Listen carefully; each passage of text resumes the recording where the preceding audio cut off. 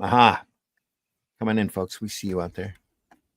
Live this morning. It's what, the second of May. How'd that happen? Soon be Christmas. Very soon. Too soon. Swapping my Facebook around as we speak. Our chat is live. We are here and awake this morning, somewhat. There we go. Before we get started, we want to say rest in peace, Butch Jackson Geis. Sorry to see he passed I just heard that this morning. unexpectedly. Thinker of many, many things. Great comic artist. Didn't he do Six from Sirius? That was Paul Galassi, I thought. You're right. Yeah, you're right. Yeah. Also another great artist. I don't think he's with us anymore either. Now that I think about it. I'm not sure. No, his Master of Kung Fu's are just amazing. Yeah. Absolute. He was one of the first people at Marvel to paint his artwork, wasn't he?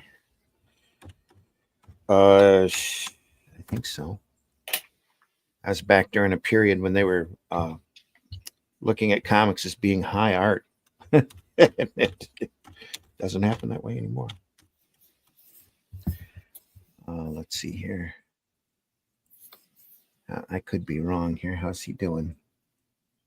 There's no death date on him on Wikipedia. Born August 15th, 1953. So good on him. Hope he's doing okay. Yeah. But Butch Geis, on the other hand, passed suddenly. Apparently. We wish 63, wasn't he? Condolences, to his family. Good talent, great talent. The chat is live and open this morning, folks. We're going to look at more weird science. We're back on it because we just stopped at a point where Wally Wood was just figuring things out. So it's going to be a Wood Fest for a few weeks here on Comics by Night. Jiggity, giggity. He figured out how to draw pretty women in the middle of a comic strip and get away with it. Yeah. How to draw a lot everywhere. Of things. Yep. Yeah. That's right.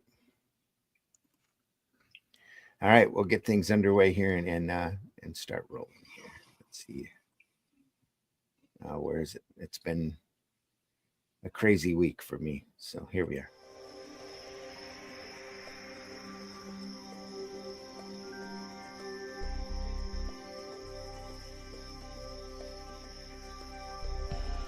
What was that?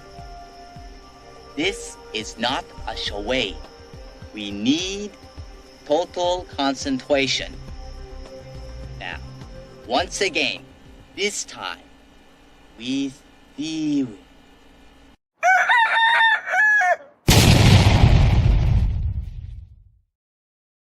That's right, folks. Come on in. Comics by Night, where we look at comics that we love. I'm your host, Randy Zimmerman. You can find my work most recently with The Shadow Kingdom, where we adapted the classic Robert E. Howard Sword and Sorcery tale. Russ did the artwork, I did the writing, and we continued those characters on into the Atlantean. First volume is out. Second volume is at the printer, soon to be out. Third volume's under production right now. Looking great. Great stuff going on. I'm looking forward to seeing issue 2 turn up. It's got to be here soon. Yeah. Well, another week or two, maybe. Well, they say 10 days. Yeah. So I should really be seeing it next week, end of next week. But yes. Hopefully. Absolutely. We're glad you're here, folks. To help us look at some great stuff. Joining me this morning is Mr. Glenn Fleming. Glenn, please introduce yourself. Morning, everybody. My name's Glenn Fleming. I'm a writer, artist, and publisher. I write things like this, which details my trip to see the late, great Jack Kirby's home. It's got lots of photographs of me with Jack. And as you probably noticed in it, I never let go of him while I was there. And his lovely wife, Roz. Can you see her there? There she is. She's lovely. So you can get that on Amazon and New Haven Publishing. I also draw. And this is my cartoon character Hatch, It's a Hatch annotated book, which is on Fund My Comic right now, which you can get from their store, I believe. It features published and unpublished artwork, all hand painted by me. And occasionally, but not for a while, I publish Comics Unlimited, which is a 100-page magazine about comics. It's full of articles. Randy's in there, Russ is in there, I'm in there, lots of people in there. Articles on Ian Gibson and Alan Moore and everybody else and his dog. And I'm the former publisher of Crikey Magazine, the great British comics magazine, which does the same, but for British comics. And you can find all these on eBay, Amazon, wherever you want, everywhere. Everywhere. Funmycomic.com, folks. Go over there and take a look at Hatch Annotated. Still available. Anything else, Glenn? No, that's it. All right. Also joining us this morning, Mr. Russ Leach. Russ, please introduce yourself. Good morning. My name's Russ Leach. I'm a comic book artist from the UK. As Randy said, we're deep into the Atlantean. Issue 1's out there if you want it on Amazon or Barnes & Noble. So's the Shadow Kingdom. Issue 2 is going to be here soon. We'll go out to backers, and once that's done, that will be out to retail as well. And issue 3 is in production. Got a fantastic cover on the way. We found a fabulous artist to paint over my pencils, and it's going really, really well. So if you go and check out russleach.com, sign up for the email list there, you'll be able to keep up with events as they happen. We've got some things going on. There may be a special issue coming. Also, you can keep up to date with that cover progression by going to my social medias. But X is probably the best place, but also Instagram's really good as well. Facebook is pretty much rubbish now. So go to those, but definitely sign up for that email list so you can keep up with the events of the Atlantean. We're going at a fast pace now, and so things are happening very, very quickly. So go to there, russleach.com, sign up for that email list. Yeah, Bell was for Facebook being rubbish now. Anyway. It's pretty much pointless. It's great for us to talk to each other, but other than that, I ran across somebody in apparently the Chaz Adams estate decided to start posting a bunch of his work. So I found a bunch of it online all of a sudden. So I started reposting it. If you haven't seen Charles Adams' work, it's just amazing. Very dark humor, creator of the Addams Family. Just if you go over to my Facebook page and look down the timeline a little bit, you can find some great material there. Weird Science. If Facebook, if Facebook worked properly, my feed would be full of that kind of stuff, and not the crappy political and AI boobies and all kinds of other rubbish that I get sent. It's just I can't go to Facebook and get something that I want. It's just awful. It's just AI awful. boobies. AI boobies everywhere. It's terrible. It's the modern version of circle templates. Yeah, it is. Yeah. It's just 3D now.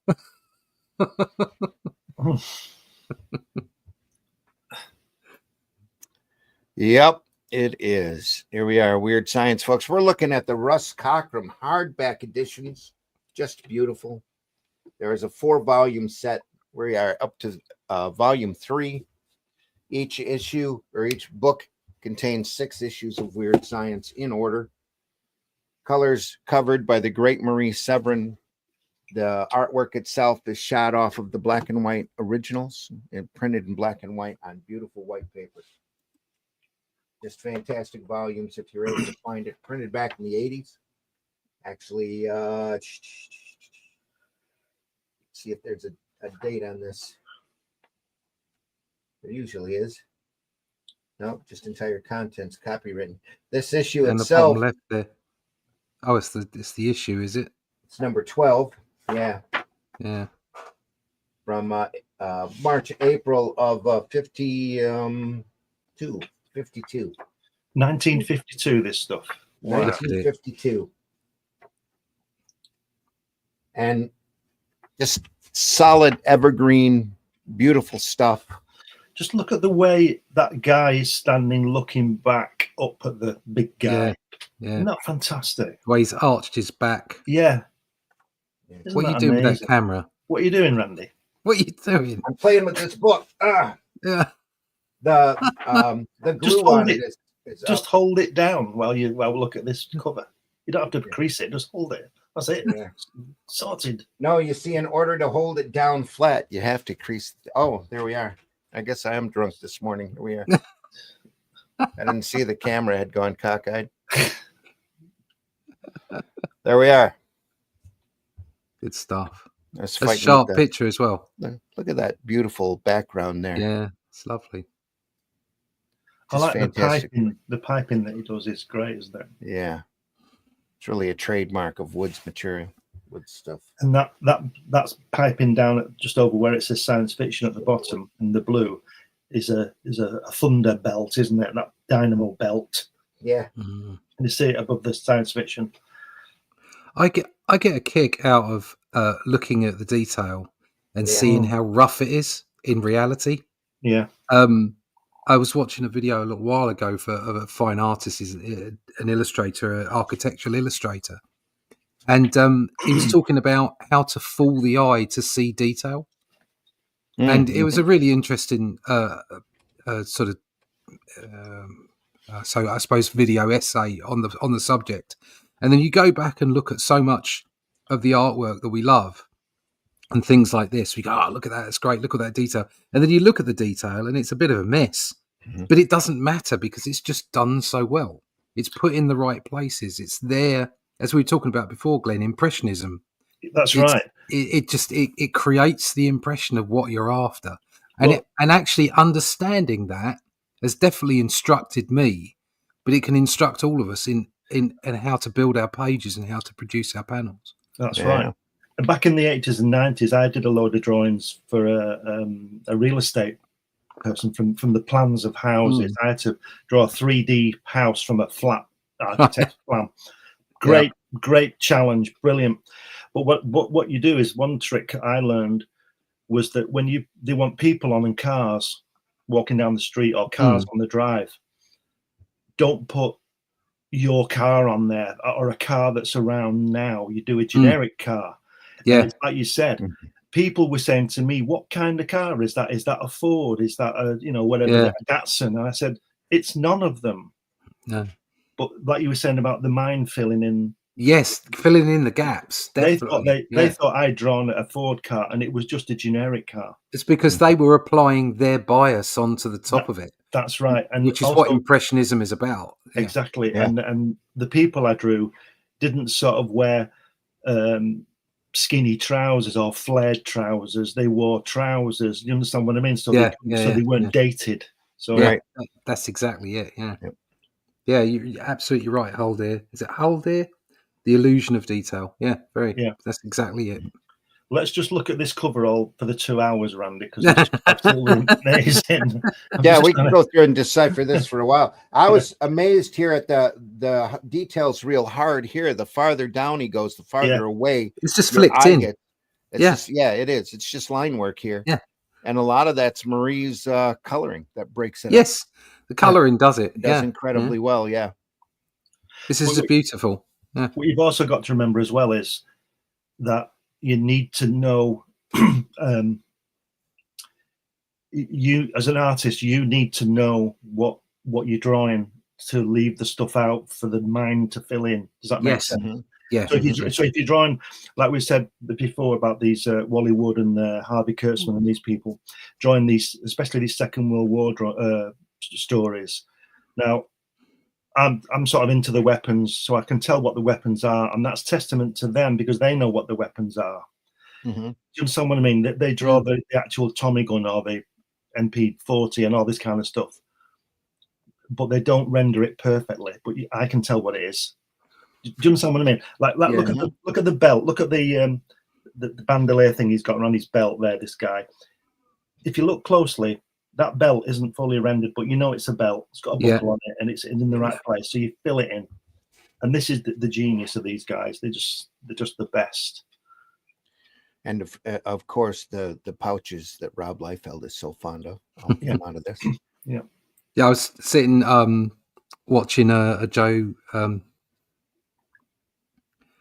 Kasana? No, Seen it? Joe Kubert. Kubert? Yeah, Kubert inking video yesterday just for 5 minutes, and it's just Mhm. like it's Yeah, have you noticed it? He never draws on the lines. He never inks on the lines he's drawn, does never inks on the lines he's drawn. He just like Really? whaps down some Yeah. pencils, and then he goes, "Oh, I'm just gonna." And his mantra was, when you're inking pencils, it's like you shouldn't be tracing. he? This is you. You're the inker. You're the embellisher. That was back when people, inkers were called embellishers. Make a statement. Be you. And you could see him just like slapping this ink down. Well, we've said So before. impressive. We've said before, haven't we, that a good embellisher doesn't destroy the pencils. So when you see Joe Sinnott or Frank Giacoya on Kirby, you can still tell it's Kirby. Yeah, Mhm. and yet, particularly with Sinnott, like the consistency that he inks with, you can just spot Sinnott at a mile away, Yeah. and yet you can yeah. still see the pencilers underneath. It's just genius. It's Yep. genius. Holder's in the house, waving. Glad you're here, Yeah. Holder. Holder 480. Illusion This of is the detail. illusion of detail. Absolutely. Yep. Great stuff. Also, Wood, a master of shadows. You're making it look more realistic by just knowing where to place the blacks and the shadows on the page. It's phenomenal stuff. It's a little bit of reflection work in See, there. It's fantastic. This drawing is a great masterclass, because you've got, I know that Wally Wood, I know he penciled it and he inked it, but you've got a person who knows how to pencil, knows how to draw. Then you've got a person who, I know it's the same person in this instance, but you've got a person who knows how to ink.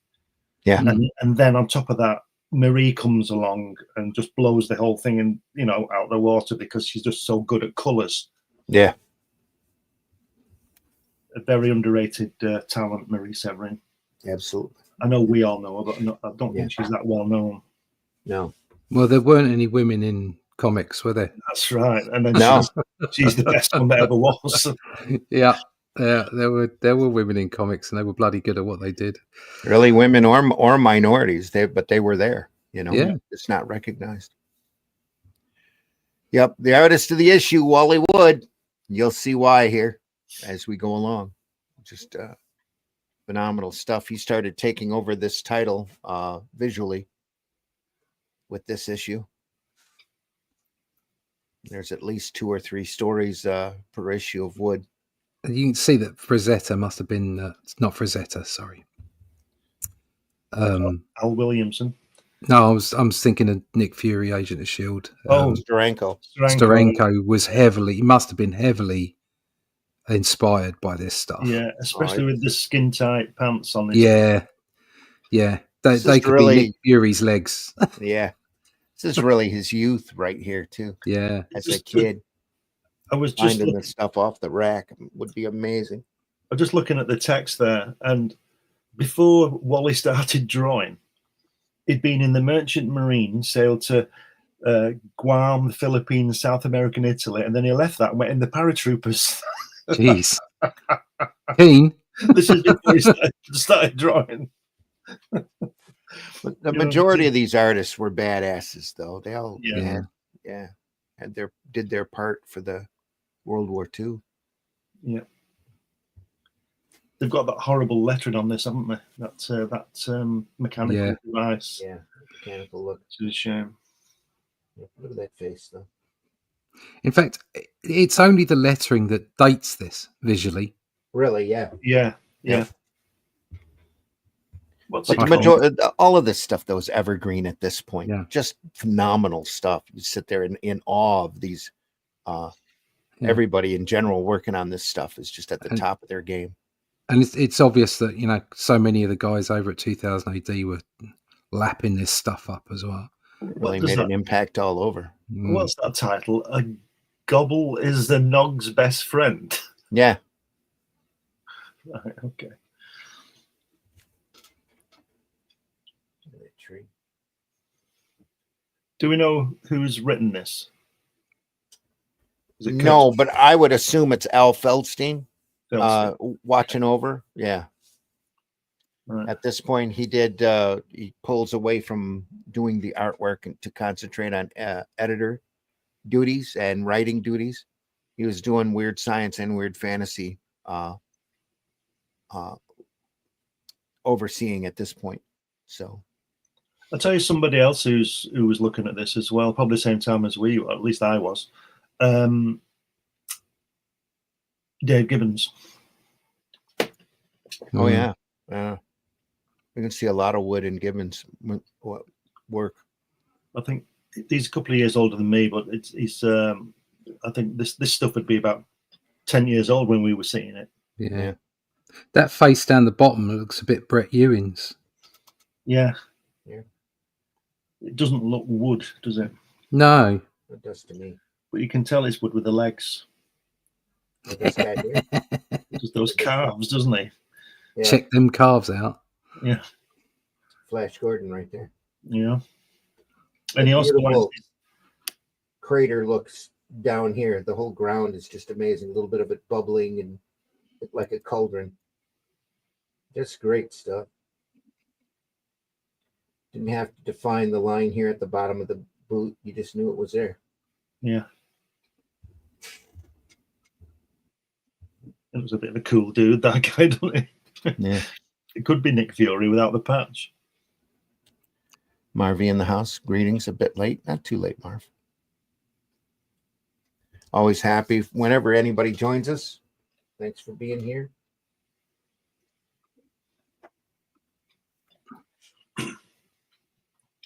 I think this is one of those strips we discussed earlier where it was supplied with the lettering on, you know. Yes. Because they wouldn't, you can tell the way it looks to me that the art's been drawn around the word balloons. All the lettering is crowded at the top. Yeah. Yeah.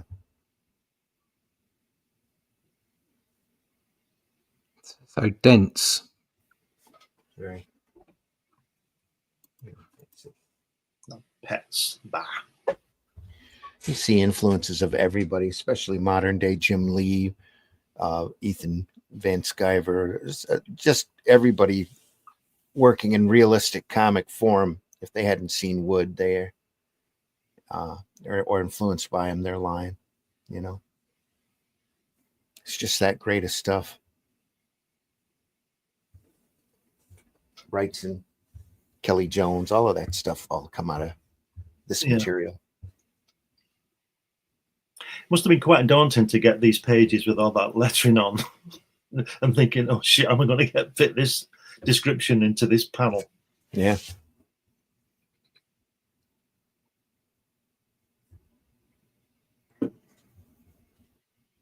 Look at the guy in the bottom right, the way he's in the half in the shadow, like he's hiding. Last panel, very last panel. Other side, other side, other side. No, other page. Far side. Far right. He's here. He's like he's peeping on him, you know. It's just like standing behind the bulkhead. Yeah. The shadows it's very good. You can tell he's a little distance away from the bulkhead. And it isn't just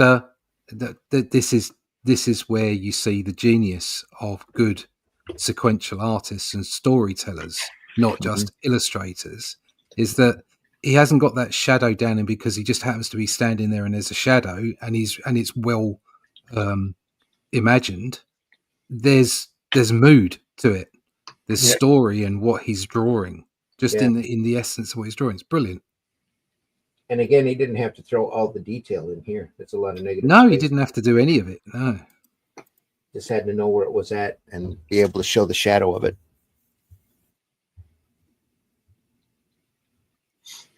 What I was looking at was the difference, variation in line work here on this panel. Yeah. Just fantastic. Being able to push and pull stuff by the width of the line when you're inked. Could you imagine what Neil Armstrong would have said if Buzz Aldrin said, "I'm taking my dog with me"? Yeah.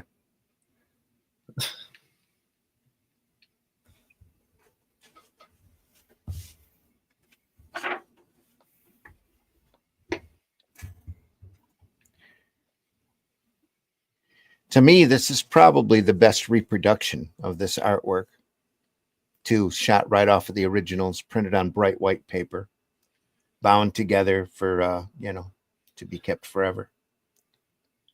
Just great stuff. Can I comment on an error by Mr. Wood? Sure. Top left corner. Look at that. Is that guy 16 feet tall? Because the guy who's near is too close. Look at his feet. His feet too close to the guy kneeling down. It looks like he's 15 feet tall. It does. But otherwise, not bad. Look at that. I don't know where they've gone. They've gone all the way across space in this fantastic spaceship, and they're getting down on the planet with a ladder. The ladder. There was a window cleaner guy. Took his ladder with him. The guy took his dog. He took his ladder. And they take a space car. Yeah. Oh, let's take the car with us. They had to get the car down the ladder too, but they just don't show it. This is back when everybody flew in those cigar-shaped rocket ships. Yeah. So you had to have a ladder in order to get down. Yeah. All the 50s movies all had pretty much the same spacecraft. Look at that. Look at the bottom left.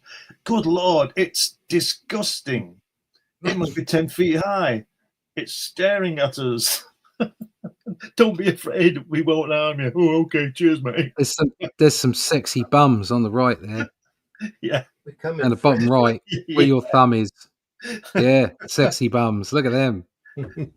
Nice calves. They got footballers' legs, haven't they? It's good anatomy. It is, yeah.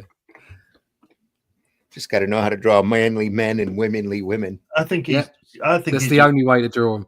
He's thrown something in there for the guys who prefer guys. Look at that next panel next to it where the car's all dark against all that city. That's great, isn't it? Yeah. Isn't it amazing? Sense of light there. Thin line work back here of a city. Just pulls your eye straight to it, doesn't it? Yeah. And the craters on the right stop your eye going off. I love the tire tracks. Yeah. No requirement for that whatsoever. No. Little crater work here. And you're saying about lack of detail, giving more detail. If you go to the first panel of that page, you can see the track. Look at the track. Yeah. Look at the track. There's no detail in it at all. No. Yeah, you know it's a track. Just blocks of black shadow. Yeah. Glad you're here, Pizza 33. Hello. Hope you're doing well. Pizza.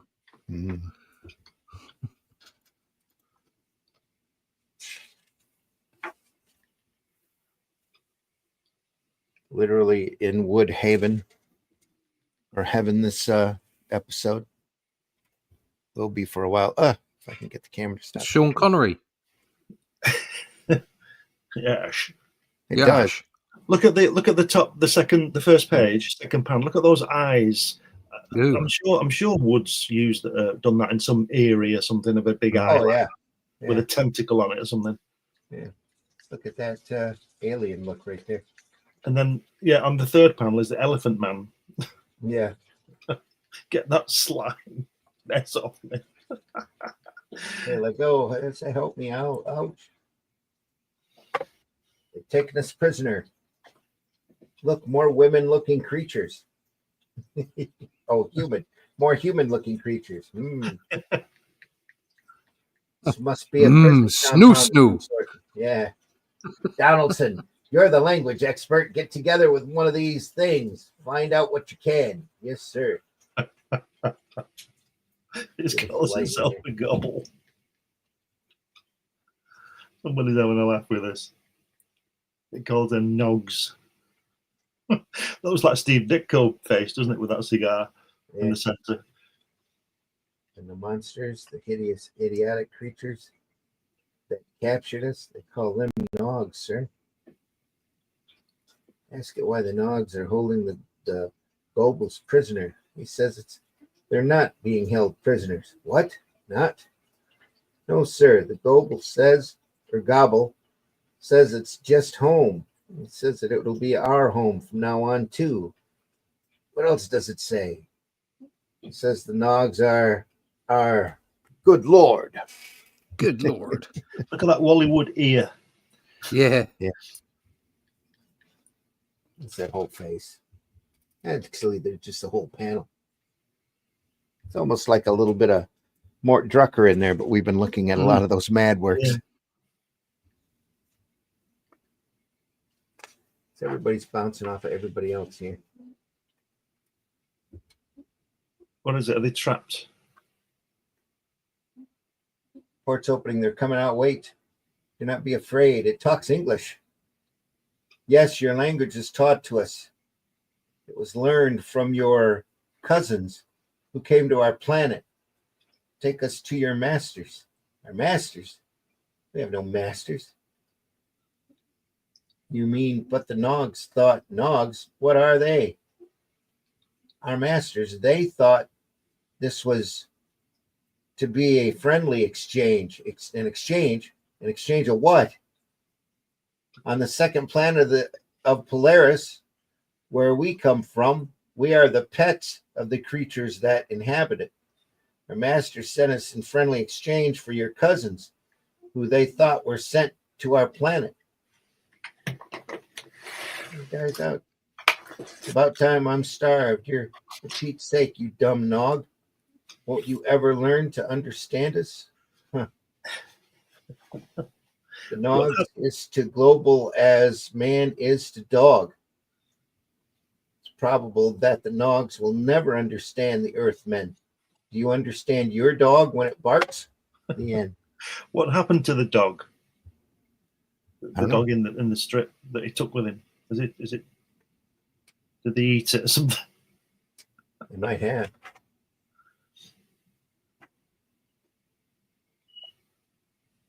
There he is. I don't think they mentioned him after that. They're too busy being put in the kennel. They're Pretty traveling poor. there without him. I don't see it. Pretty poor story, isn't it? Really. Yeah. Not very original. Doesn't have to be super detailed. Well, comics. The Last Man, Jack Kamen. Here. Still Not the on Omega Man then. Weird science bit. No, Is that cross hatching on the skull? it is. Wow. It's all just beautiful ink work here. No screening done. No washes, no gray tones, just lines. Wow.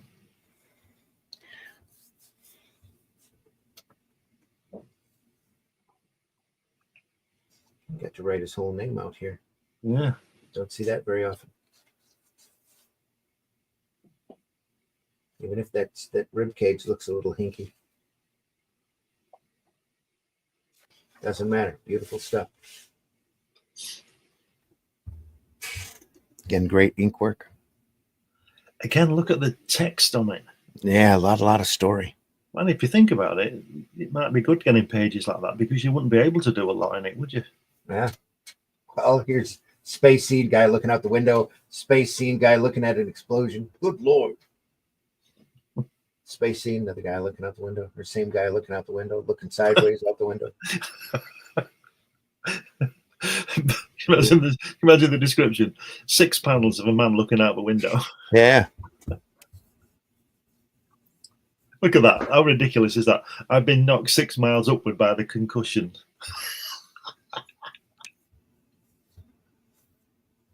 Blown up, literally. Explosion, an atomic explosion. Yeah. 6 miles upward by the concussion. It started a chain reaction. It's destroying everything. It's going to wipe out the whole Earth. There's a big worry with the first atomic bomb that it was going to disrupt the fabric of reality. You know he survives because he's telling the story. Mm-hmm. I clung to the sill of the port, watching the eerie, maddening sight below me. The flaming inferno, the smoke, the dizziness. I guess I passed out.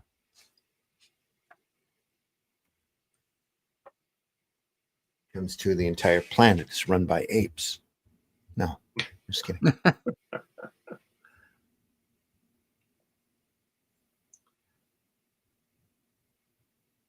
It's using a balloon in order to get into outer space. That's real 50s science. We're at work right there, kids. Yeah.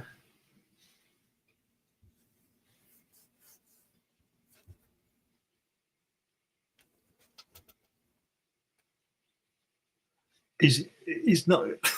He says burns. He says burns twice. Then he says dead twice. And then destruction twice. Dead.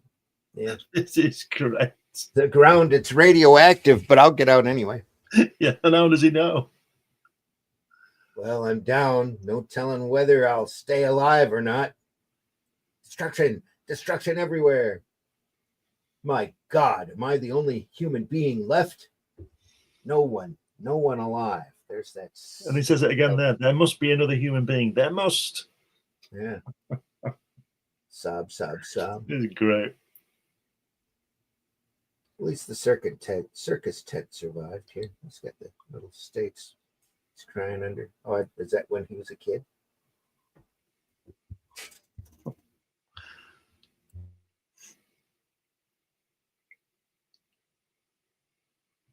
Oh, he's in your neck of the woods, Randy. Got to Chicago. Yeah, it's only 5 hours away here. Oh, Lord, let me find someone, anyone, just another human being. That's why we have the big expressway system here in the States, so that we can get. Hey, listen, it's not my fault you've got a big country. See, and to me, 5 hours is, barely half the day. You can be in Chicago in no time.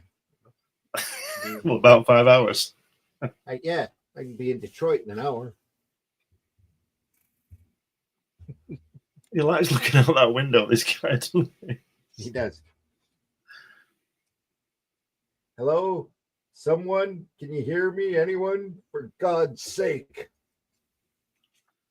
Oh, of course. Oh, there we go. Here we go. It's got to be a woman. I'm all you got, love. This is it. I'm gay. You're just going to have to settle. Did I tell you I'm gay? Look at that. Oh, dear. a woman. Now at least the human race will survive. Yeah. Her lips were full and red, and I long for them. What a great pose. Oh, dear. He's crossed half the continent searching for another human being. Well, like Adam and Eve. Go and get me an apple. Oh, God. Oh, God, no. Check out the end of the story. They compared the pictures of their family, and they're related. Oh, his brother and sister. Oh. No. Well, what's wrong? No. Everything. She began to cry. I couldn't understand it. She slipped her hand into her blouse and pulled forth a picture. Let's face it, if there's nobody left on the planet, there's no more rules. The setting sun glinted on their glossy faces. I saw family, Larry. Good Lord. Yeah, it would have been. Yeah, we'll go on then. For the sake of right time. I'd been wrong. Last names did matter after all. She was my sister. What a weird little tale. Now, you see, the thing is that she should have had a photograph with him in it and not her. Yeah. Because it's the same photograph, isn't it? He must have spent a lot of time in the air if he forgot what his sister looked like. Unless while he was up and all the nuclear bombs went off, it just shifted him into another reality. And actually, that's just him in another reality. It's not actually his sister. It's a woman version of him. Oh, yeah. That would be his even parents more frightening. didn't have a boy. They had a girl. Oh yeah. There you go. That's even freakier.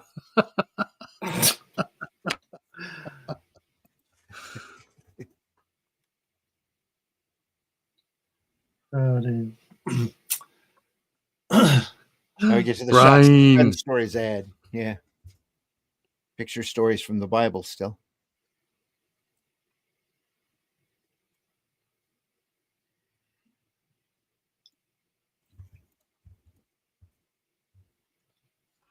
Brain. Yeah. Cosmic Correspondence, they were the first company to really start printing They haven't letters. got any. They haven't got any trousers on, have they? Or any genitalia. So that's all good. They're all androids. The android.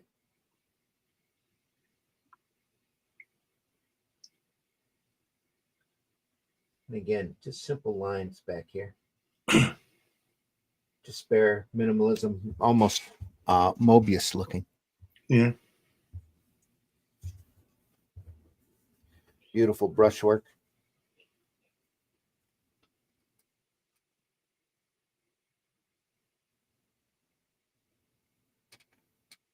It's that little statue. Guy in a sword. Little tiny tree. So you've got to remember as well that Wally Wood would be about 25 at this point, so he didn't have a lot of time to practice. Yeah. Seam going down the back of the lady's pants. I know. Yeah. That shadow's great as well, isn't it? It's fantastic.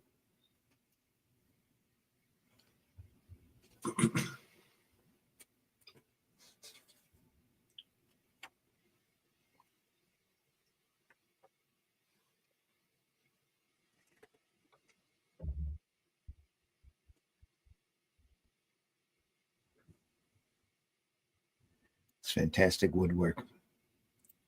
Marvy says, is that being lazy or someone told the artist not to draw? I'm sure they didn't tell him not to draw.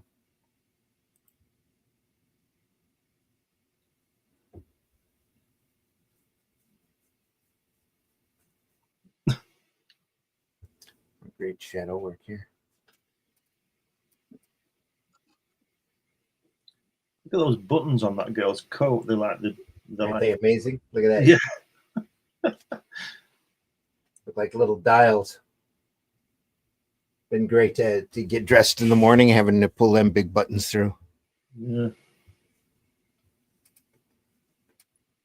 And on the other hand, the nice little see-through look here on that dress. Just enough little touches. That's dual shade here on her back. Just enough. It's a little bit right there too. There, just enough to look really sexy. Be able to show that form off. What's that on the door? Is it that face? Here? No, on the next panel. Yeah. Yeah, it's got some sort of face on the door. What's all that about? No idea. And Ron, what's wrong? Nothing. Now, Ellen. Woo woo. That's the story, Ellen. There's nothing there anymore. Nothing between us. We're like two strangers. Until this morning, I thought my life was over. This morning, I don't understand. This morning, you came into my life. I think I fell in love with you the moment I saw you. Please, Ron, this is wrong. You don't know anything about me. There's a little car driving across the bridge here. I'm going to say, yeah. Look at that. It's parked the car upstairs. Yeah. And there's that face again. There's a statue that's saying, and that statue's saying, "Please, Ron, this is wrong." Look where see it. The statue's saying it, not the girl on the second to last panel. Oh yeah, he is. And then there's that face again on the wall. That's probably her husband. The Mekon. You'd better go, Ron. It's getting late. It's crazy talk. Do Ron. Do Ron. Exactly. That is line work back here. It's cross hatching.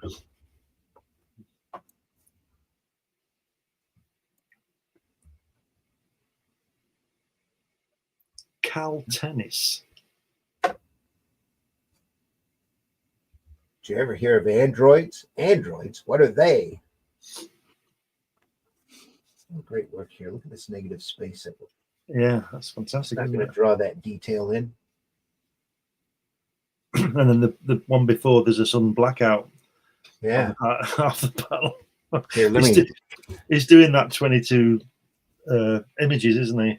He is, because look here. Here's that tight half face working there for conversation. Silhouette. Let me take a step back so it's easier on the artist. Yeah.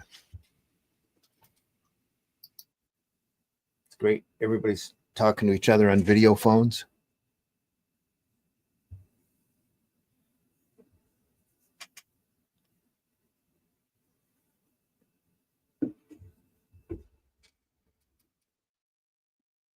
Click.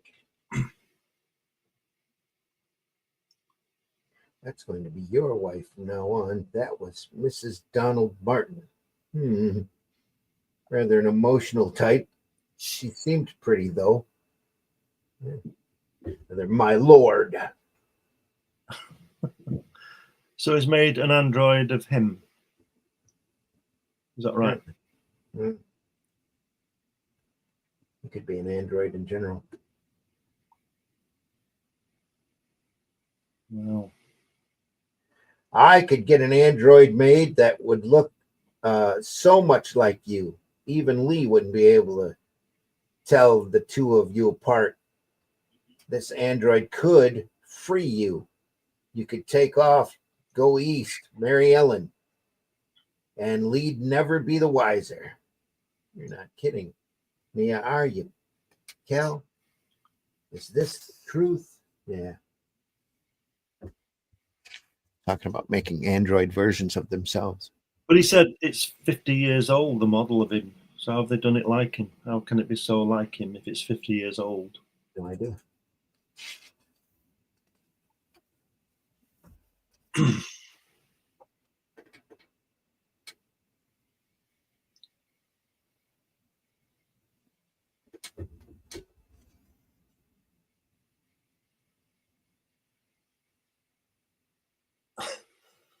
Yep, he turns out to be an android. That's why. So you see, I'm still with my wife. Or rather, my duplicate is the android. Ron, you fool, you fool. Oh, you fool, you fool. This is brilliant. He's still got no trousers on again, look. Mrs. Ellen, what are you laughing at? The android. What do you think I am, Rod? Rod? I'm a government android too, a 6-week model. In another week, I must report back. I'm scheduled to disassemble at that time. Good Lord. Don't be frightened, Lee. I can explain. There it is, pal. Get rid of him. Lee and I have made up. Wait, I'm Ron. He's the android. No. Oops. Cal shot me with a paralyzer and I went rigid. The android Giggity. took Lee's in his arms, and as everything went black, I heard Cal saying, "Glad you two are together again. I'll send this android back to the lab for disassembly." Thanks, Cal. Yep. Look at that title there, chewed out. Shoot It's out. hideous. That soldier looks a bit odd with that rifle over his arm, doesn't Mm. Yeah. Weird nose. he? Yeah. I believe this is Joe Orlando at work here. That great hand though, there on his where he's adjusting his headphone. Yeah, and the way the guy in the previous panel, the ball guy's looking up, that's a good pose, Yeah. isn't it? And lovely, yeah, and the draping of the Yeah. fabric. Yeah. That soldier looking at you. Yeah, certainly got a lot into that panel, hasn't he? Mm. I mean, you can even see the road going down across. Yeah. Yeah. That's those writers doing that is. Our hero comes up to the to the brow of a hill and sees a 1,000,000-strong army in front of him, full of trolls and elephants and massive androids. machinery. All right, what are you going to do for the rest of the page? Oh, I've got another 8 panels for you. Yeah. Got cars of John Fender to Fender over the flat Arkansas countryside. It's Soylent Green. Mm. Today is Soylent Green Day. I told them. They said no. They want to land right here on my farm. My farm. My farm. I told them. They said no. They want to land right here on my farm. Ethel, don't look. Too late. She Yes, already it took is. a picture. She already been mooned.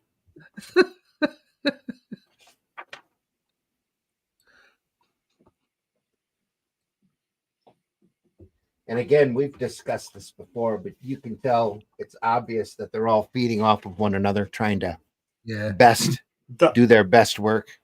On that first page, the third panel of that general guy, that's MacArthur, isn't it? Sure looks like him, doesn't it? I shall return.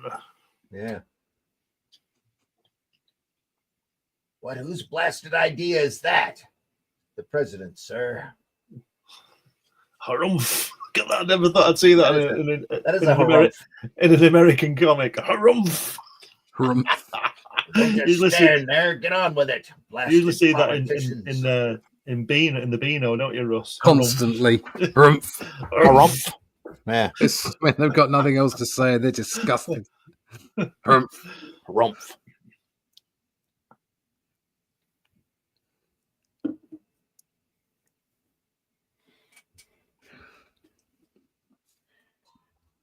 Got a lot of folks watching in this morning. Don't be afraid to hit that like button. It's absolutely free, and it helps our algorithm, helps us be seen and be shown on other people's recommended lists.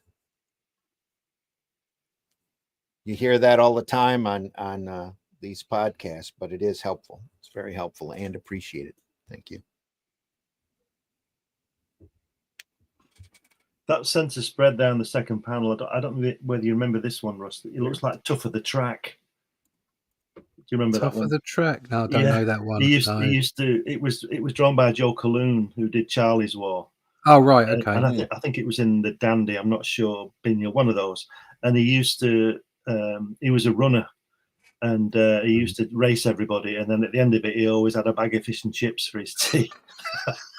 Yeah, that's what it looked like. Looks like a skinny Jimmy Olsen to me. But that's yeah. Yeah. Don't touch nothing, son.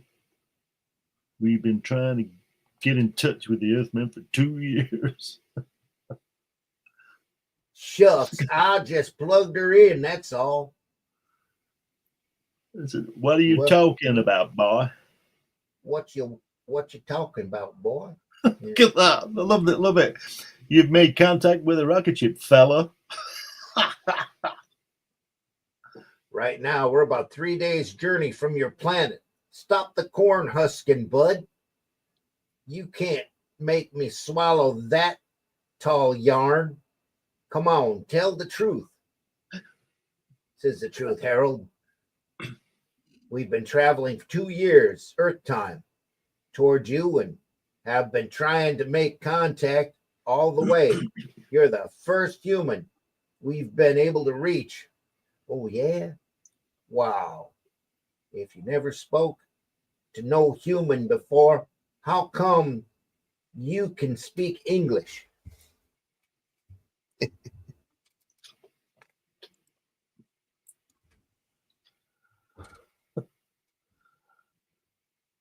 We don't speak English, Harold.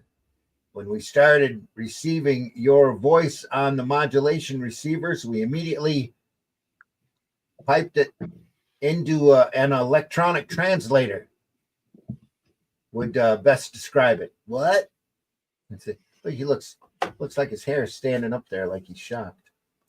He's doing a Stan Laurel there in the middle, isn't he? Scratching his head. Yeah. Sounds awful complicated. I think there must be a wind blowing because look at the guy he walks in. He's got the same hairstyle. Yeah. There must be a wind.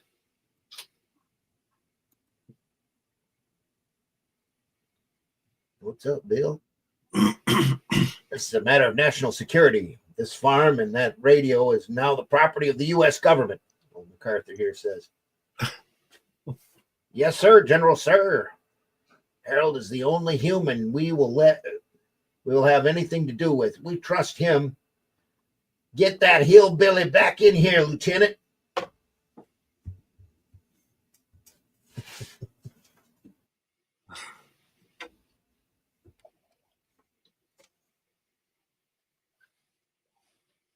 That's the story, folks. I ain't had any sleep in 3 days. I'm tired of. Thank you, Harold Sedeker. Ladies and gentlemen, you just heard a broadcast direct from the Arkansas farmhouse where, okay, sir, we're all set up. Let's go, Sedeker, outside. Yes, sir. Now Harold Sedeker is going outside, folks. They've got his microphone out there. This is what you do. They're talking to him outside. It's them. It's the alien ship. I'm here, fellers. Good, we're coming in. We ought to be landing soon. Sedeker, tell them we don't see him yet. We don't see you, fellers. Where are you? Even the opportunists who'd come down to Harold Sedeker's farm to sell ice cream and hot dogs to the gathered crowd stopped selling their wares. Give me a dog with mustard and sauerkraut.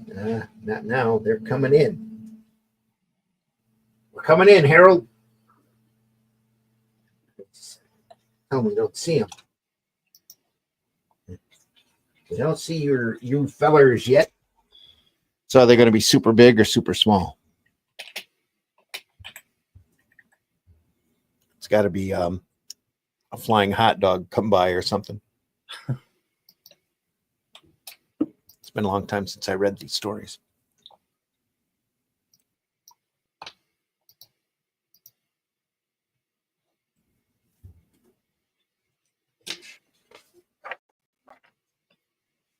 They're still coming in.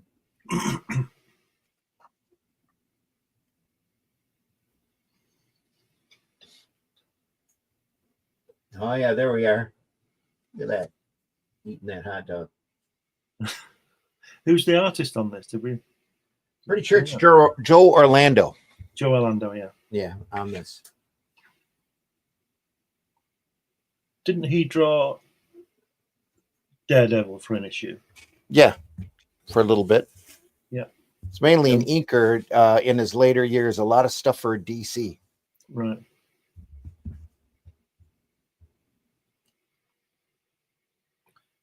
Didn't Bob Powell draw Daredevil a couple of issues as well? I'm pretty sure you're right. Yeah. Before they settled on Wally Wood in about issue six or seven or something. No, it was Everett to start with, and then I think Orlando come in for a couple issues, and then maybe Bob Powell in that mix. Yeah. And then Wally Wood did that fantastic cover, didn't he, with Damo punching him away. And Wood only lasted a few issues on that. Yeah. And then I think Orlando come back on it for a while. And then I think it was issue 20. Gene Colan comes in. And then John Romita. Yeah. No, I think Romita was between that before Colan come in. Yeah, Romita was, I know he was definitely issue 16 because Spider-Man was in it. Yeah, that's what it is. Where Lee and Kazar was in it, wasn't he? Kirby was doing layouts for that book, wasn't he? Because I saw a video clip of Ramada, and he said he was real happy drawing Daredevil. He did it for about 6 to 8 issues. He's really happy with it. And that was Stan Lee said that he knew Ditko was leaving. Yeah. And wanted Romita to draw it, so he put Spider-Man in the story to see how he went on with it, and he obviously did a fantastic version of it. Yeah, it's kind of a tryout. Yeah. He more or less created the house version, didn't he, John Romita? Yeah, very much so. Yep. Anyway, he's biting on a hot dog, chips his tooth. She has a problem. They're still waiting for the aliens to come until he pulls this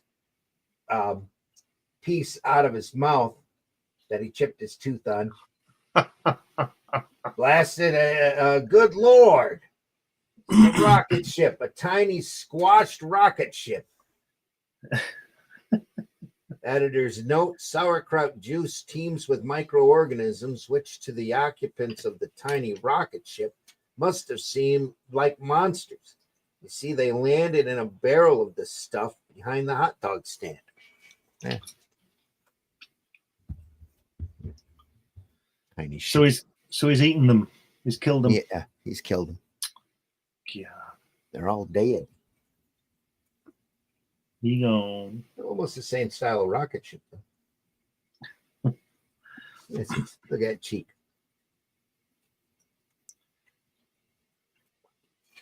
That's it for that issue. Weird Science, number 13. So all those stories were in one issue. Yeah. You pick that issue up and you get all that. Wow. Four stories in a book. Yep. Wow. Well, you get all that story crammed. You get a whole story in 7 pages. Yeah. You know, this is back during the time of the spirit sections in the newspaper, and you know, of anthologies were the norm for comics at this point. Is it called Value for Money? It's just called them telling stories in funny books. I'm not sure if they were worried about. Well, I'm sure with the ECs they were worried about value because they were paying for the best and getting the best, you know. But you know, they weren't worried about full issue stories there for quite a while. At this point, I meant from our point of view, really, that you would pick that book up and there'd be 4 or 5 different stories in it rather than just one continuous. Nowadays, yeah. Nowadays, any of them 7 pages would have been stretched out over an entire issue. Yeah, or a series. Decompressed storytelling, as Bendis says. It's just a way for the writers to get lazy and make more money off of doing less work. But anyway, sorry. Didn't mean to say that out loud. Here we are, great EC ad for the look at that. books. Ray Bradbury stories we're getting into now, don't we? Yeah. I'm not sure if they they just start adapting his stories is what happens, and not saying anything or giving him any credit. And Bradbury sent him a letter one day asking for a royalty. As you stole my story, you might as well pay me. Yeah. Because in the future you want to use my stories, just pay me. Did he get it? Oh yeah. In fact, it got to the point where they were putting, in this issue, a tale originally wrote by, Ray Bradbury, that kind of stuff. They used his name as much as they could. Yeah. Well, he was big at this point too. Bradbury was really well known. That's I mean, they were naughty to have done it in the first place, but the world was a different place back then. Well, they figured they were doing funny books, and nobody would notice. And then Bradbury was the bigger person, showed his character. Yeah. And instead of saying, don't do that, just went, well, you give me you say who it is and pay me, I'm happy. And then they were able to work off his name. Yeah. So, everybody was happy instead of just people getting arsey, which seems to happen these days. Too much, all the time. Isn't that beautiful, the way the background is illuminated by the moonlight on that page? Great graduated tone, zipper-tone. Yeah, here. nice. Yeah. Those used to come in big sheets, but I wouldn't be surprised if he divided it right there at the tip of the rocket. So there's a slight variation here to here. He could have laid it over and cut it out. Yeah. That's what I'd have done. Might have been a really big sheet. I'm not sure what size the zipper-tone sheets look like back in those days. That's true. When I was working with it, each sheet was about as big as this actual printed page.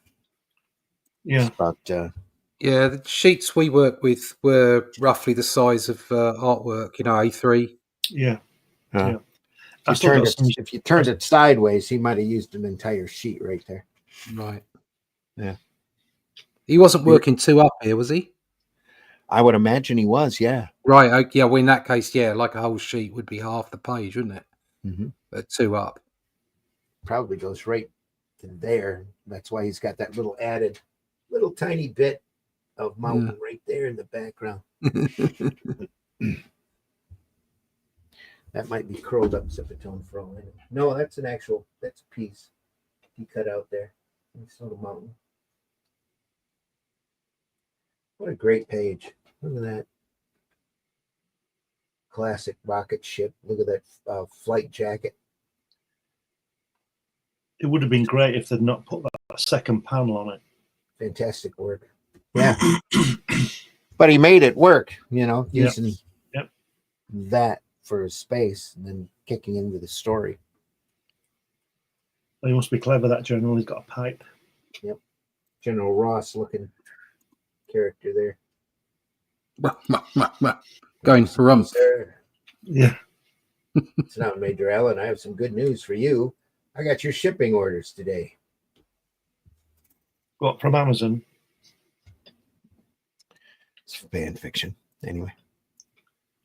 Somebody's shipping.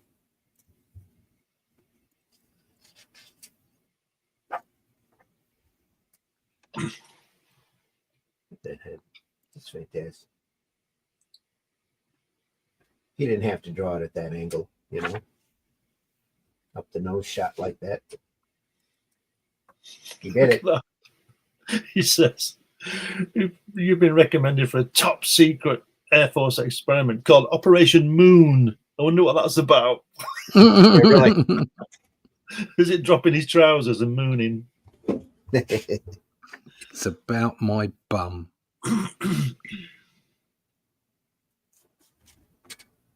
Got his shipping orders, though. What could I say? I accept. Certainly guard this place well. Great panel. Again, knowing what to ink heavy and what to ink super light. Drop, push and pulling. It's fields there.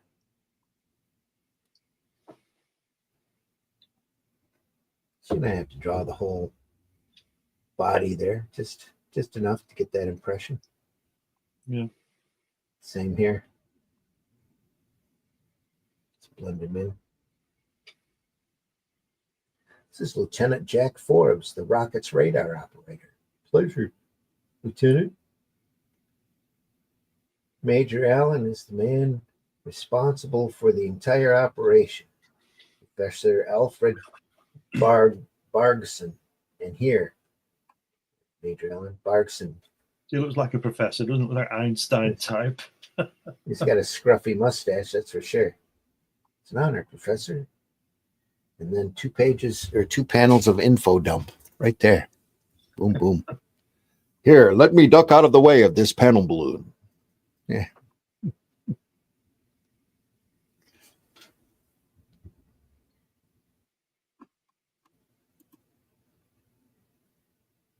3-man rocket calculation has been rechecked.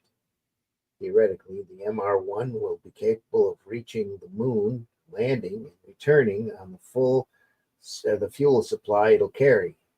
So not be an exploration ship. No equipment for leaving the ship will be aboard. Spacesuits, extra oxygen, etc. will have weight. We cannot carry extra weight. The gross weight of the ship, fuel, and crew has been carefully set. You, Lieutenant Forbes, must lose 10 pounds by launching date. The rest of you are perfect. You can lose if you like, but you must not gain. I must impress upon you the importance of these weight calculations. 20 pounds over the limit will mean death to you all. Means staying on the moon once you get there. And finally, gentlemen, I want you to thoroughly understand that at best, you have but a slim chance of returning safely. In any case, you're probably screwed. Sounds legit. Yeah.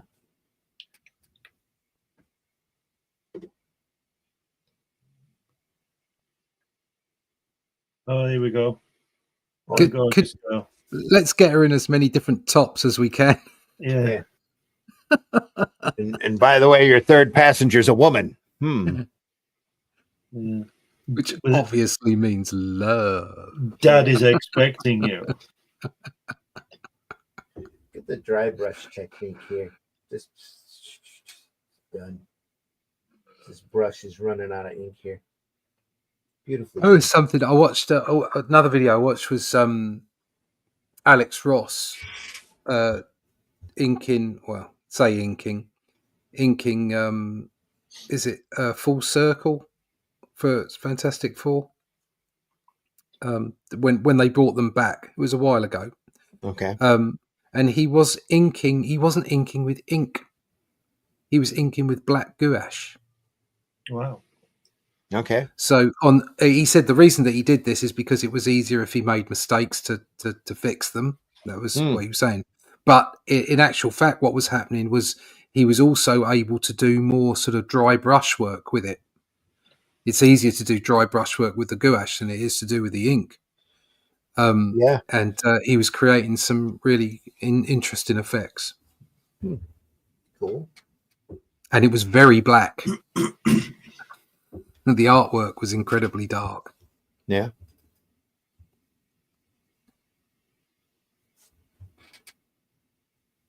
Through the window shot.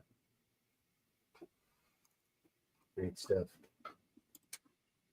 Daddy says you leave in 2 weeks, Jeff. That's right.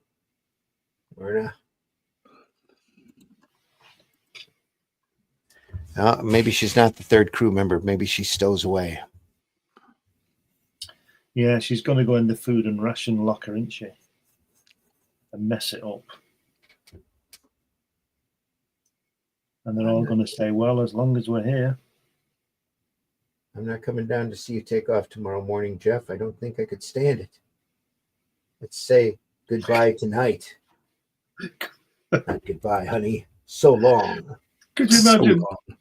That's what she said. Can you imagine Apollo 11 taking off and all people running away like those guys? Run away. Quick, get away. Get out of here, go We on. haven't worked it out yet. We're just doing this on the fly. Run. Clear the area, rocket crew. Now boarding ship. Well, Jeff, this is it. Next stop, moon. The I moon. hope so. I hope so, Mort. Mort. And then What could a you great imagine? name that is.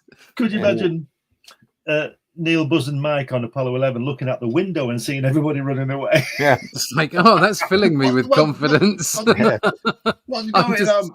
I'm sitting on the end of a rocket. There's like I could blow up here. Be like, crew, this is Tower. Your blood pressure just went up considerably. Oh, dear. Hope so, Mort. Boom, blast off. I must have fainted when we took off. Something must have gone wrong. We've used 700 extra units of fuel. Listen, love, I think you Look might at- need to lose some weight. Look at the way she's lying in that hold. Look Yeah. at the way she's lying there. It's a real pinup girl Oh, pose dear. of the time Yeah, right there. where Yeah. every pose is Yeah. on her knees, everything. Well, he Uh, picks her up. You don't need to pick him up in space. She'd have floated. yeah. It's that wonderful suppose they knew artificial that, gravity. Yeah. They probably weren't thinking about that at that point. No. I must have fainted during the takeoff. Although, you say that, the cover has got a floating guy in a spaceship. The previous cover did, yes. Well, the cover right at the front of the book. The Wally Wood cover, right at the front of the book. Yeah. This one there, he's just No, standing at the front of the book. The front of the volume. At the The front of the whole whole book. Whole in front of the book. volume. No. The cover we were looking at right at the start of the bloody video. On the other volume. Oh, yeah, yeah. back Yeah, here. That's it. That's that was the one. that Yeah, was look. 2 issues. That was 2 issues Yeah. back. Yeah, that was He's an floating. issue back. He's floating, isn't he? Yeah. So there's no reason not to notice. It's They're lost not now. worried Don't about worry that for about this story. It doesn't fit. Yeah, it. The point's gone. it's not visually exciting.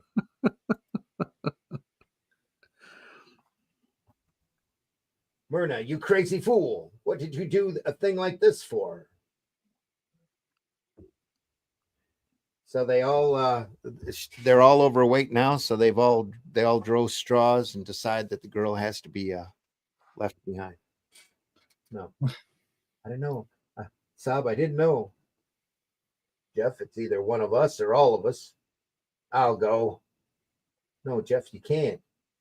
Neither Mort nor I could pilot the ship. Oh, okay, then I'll stay with the girl. Then you two will have to go.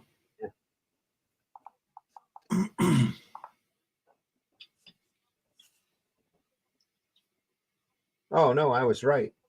Oh god. Goodbye, baby. Click. Well, did you just throw her out? Yeah, Oh wow, that's harsh. I understand. Well, it's her Jeff, own it's fault, Mort isn't and it? Jack's- It's her own fault. It's Wow, Mort and Jack's lives I'm thinking about, darling. I can't Darling. care about myself. It had to be you or their, for their sakes. Will it be painful? Only for a second. When I release you into space, then choke. Goodbye, baby. Click. December 19th. You wouldn't do it, would you? bloody hell. Well, he couldn't leave. He was the only one flying the ship.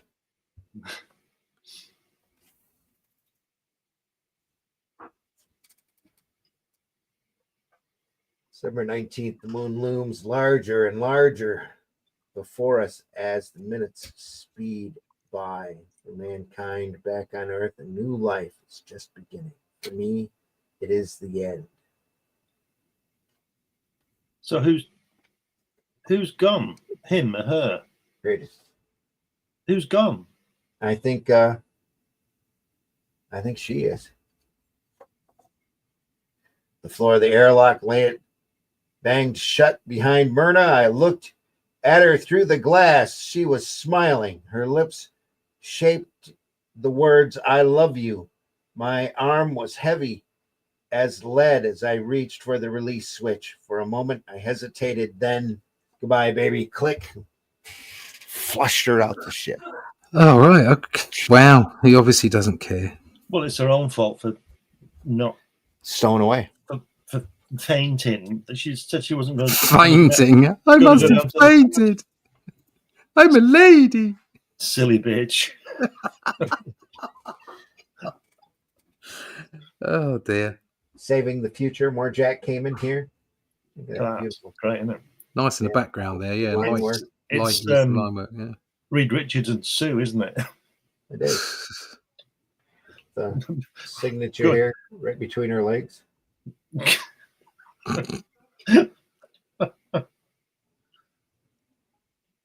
Sue's looking a little harsh though. I think. She's a little. Yeah, weird. I think her head's too big. I think she looks a little bit like what's her face from Hello Hello. Yeah. Can't remember her name. And yeah, hair flicks girl. Girlfriend, yeah. Yeah. Netflix The one he girlfriend. ignores all the manages to get a kiss up every week.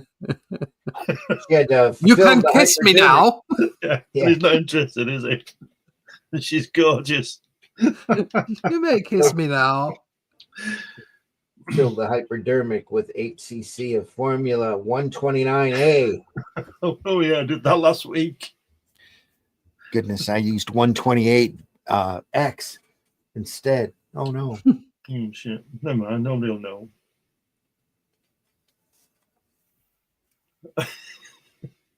What is she doing there? That panel behind you. It's an experiment. Spoke to Grace last night, Ellen. She refuses to give me a divorce. I could give up everything, my work, my reputation, and run off with you. But that wouldn't solve anything, would it? We love each other, darling. Doesn't that matter at all to you? Yeah.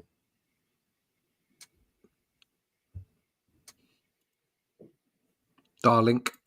Darling. We've got a lot of work to do, honey. We've got a lot of work to do, honey. What's that monkey doing now? Think carefully. Where did he come from? It's the monkey that they shot the hypodermic needle with here. It's a monkey. It's a monkey. Monkey. Monkey. Make me a cup of tea. Is that the monkey that's... He's right there. He's on the computer typing super shit as we speak. Yeah, he's typing the works of Shakespeare. Super shit.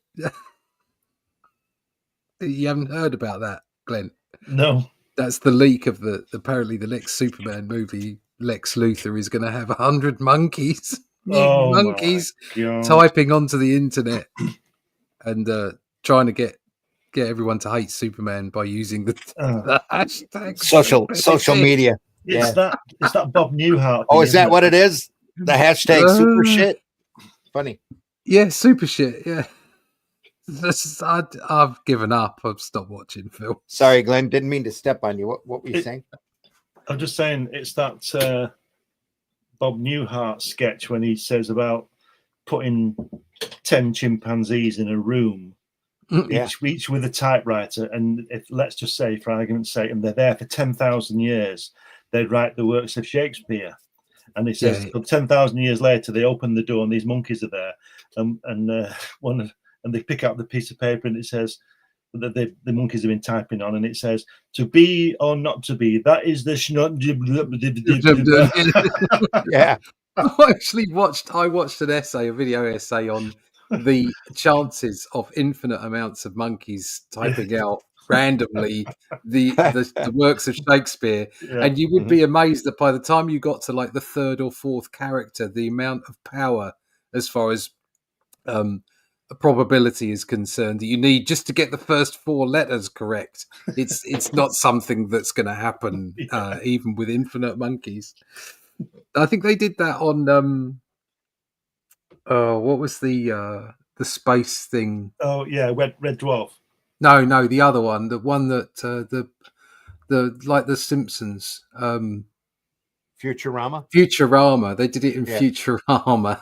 That sounds like something Futurama would do. Yeah. It's like they had all these monkeys, and it was that guy that was supposed to be Captain Kirk. You know, the one with a skirt. Yeah. He just picked out randomly one of it. He said it was the blurst of times. What is this? That's so good. Futurama was so good. Sure, they've had to have had at least one room full of monkeys on Morton. That other cartoon. Oh, forget. Oh, Rick and Morty. Rick and Morty. Yeah. No, they just had infinite Ricks. Yeah, infinite Mortys too. Infinite Ricks. This is the revival mechanism, Ellen. When it is tripped, the hypodermic plunger is pushed downward. If you were lying below it, the hypo would empty into your body. Why don't they just run off with each other to Bolivia or something? I don't know. No, they have to have an elaborate plot. What's going on?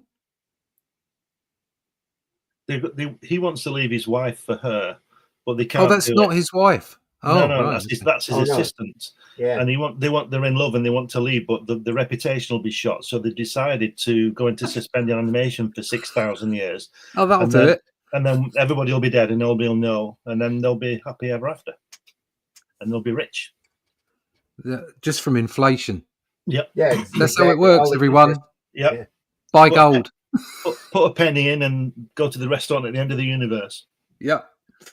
A year passed. The sealed up entrance to the mine became overgrown with weeds. Dr. Brewster's bank account received its first interest payment, 30 cents. It was now worth $10.30. 10 years went by. Dr. Brewster's account grew. And it was worth $13.40. 100 years passed. Lloyd's account continued to grow. The interest compounded yearly. It was now worth about 19,000. Oh, 191,000. In 200 years, the account had expanded to over 3,600 and $191 here. It expanded to over 3,640. By the end of 300 years, it had developed to the staggering sum of $69,200. Yeah, but how much? How much did it cost you to buy a chocolate bar? Exactly. $169,000. Was it one? That's how interest works. Mhm. It doesn't just go up there; it goes up outside the bank as well. It's still only worth $13. Tank Ferret says, ahoy, all of you sagacious scallywags. Hello, Tank. Hope you're doing well, Tank. Says hello to Holder. Right, that last figure there, 1,320,000 in 1952, would now be worth nearly 16 million on the calculator. Yeah, but you wouldn't be able to buy any more stuff for it. No, but a loaf of bread is £1,800 each. Yes. So, Marvi says, can you tell if the Atlantean will be published in Europe like it is in Brazil by Red Dragon? No, Marvy I mean, at the asked. moment, it isn't published in Brazil. I don't know why, but it seems to have paused, and I can't get hold of Alex. So, not That's quite not good. sure what's going on there. What I am starting to look into is potentially other language versions of everything. So, Yeah. stay tuned. Stay tuned. I'll tell you what, Japanese would be interesting. You'd have to print it the wrong way around. I haven't got anyone for Japanese, but I have got someone for Chinese. Oh, That would be interesting. I've been chatting to someone about it who I know, and I can get French, Spanish, English, German, Dutch, wow. and Chinese. So, Let me do the logos. yes, dear. That would be cool. Yeah. What I'm trying to look into now is potentially an agent that I can find where we can get out to other publishers across Europe. But it's not easy. It's finding these things out isn't easy. I'll tell you what, joking apart, a Chinese logo would be a challenge, wouldn't it? Wouldn't that be? Yeah. I wonder if they read right to left like the Japanese do. You have to be careful, you know, Probably up like and down. they pick up the magazine and go, "The Anteater? What the hell is this?" Yeah, exactly. So what they're doing now, they have to dig their way out. so they've been out of commission for 500 years now. They're worth $16 million. They were able to spring right to their feet and start digging their way out of the mine. Yes. But how does he know it's been 500 years when they're in a mine shaft? It might have been 3 seconds. I don't know. Thank heavens I'm freezing, she says. And he's digging down for daylight. He dug all the way through the center of the earth. People are staring at us, Lloyd. Let them stare. A couple hours practically own this town. Ah, there we are. Name's Dr. Brewster. I've come to close my account. Sure. Hey, Joe. Get the fingerprint pad. Here's another one. Here's another one. There's a clue. It's good Lord. It is him. The fingerprints are exactly alike. This is Dr. Lloyd Brewster. 500 years. How's that possible? Editor's note: for a mere $10 to have built up to this staggering sum in 500 years may seem incredible. Work it out yourself. A fine example of the power of geometric progression. Can you imagine going to the bank? That's right, kids. Figure your own interest rates. Imagine going into the bank and saying, first, I'd like my 25 million, please. Oh, here it is in a drawer, $25 million. Do you want it in cash or a banker's check? Oh, dear. 500 years ago, we developed the suspended animation serum. We tried it on ourselves. Perhaps now we'll turn it over to the world. But first, my $25,200,000, if you please. Of course, of course. And make it snappy. She sneezes at you. Excuse me. Honeymoon suite, baby. Like it? We're 300 stories up. Just look at that view. Sniff, sniff. It's beautiful. Lloyd, oh dear, I think I'm coming down with a cold. Suddenly, 96 persons have perished from the plague. Several hundred others are running high fevers. Symptoms include severe headaches, nausea, difficulty breathing, choking attacks, and eventual death. Medical scientists are unable to halt this. Says Lloyd, get away from here. It's all your fault. Completely wiped out. The city's 600 plague cases already. Lloyd, can't keep running away, honey. Perhaps I can help after all. I am a doctor. Why, this looks like nothing more than an extreme case of the common cold. Cold? There hasn't been a cold case reported for 300 years. What? No colds for 300 years? That is correct. Mankind eventually built up a defense and immunity to the common cold. The ailment disappeared from the face of the earth. Good Lord, man. Good Lord. Good Lord, man must have lost that immunity to colds, and his body is unable to cope with the infection. What was in 20th century what was to 20th century man a nuisance is now proving to be a fatal disease. Exactly. I wonder how it started up again. In 7 short months, only 2 remained who could fight off the common cold. The rest had perished. Lloyd and Ellen were alone with $25,200,000. It's all your fault. Shut up. Shut up. Shut up. Put any two people, even a man and his wife, by themselves and watch the growing tensions, the bickering, the violent arguments, the hate, the build up to the end. Yes. Oh dear. So let me get this right, and I think I've missed something. They brought the cold. Yes. And they killed everybody. Back when they were digging out of the mine, she caught a cold while waiting for him to dig out. Yeah. Achoo. And it's all his fault. Shut up. Shut up. Oh dear. Moonstruck. Tales from the crypt, picture stories from the Bible again. Starting to look a little worn down here.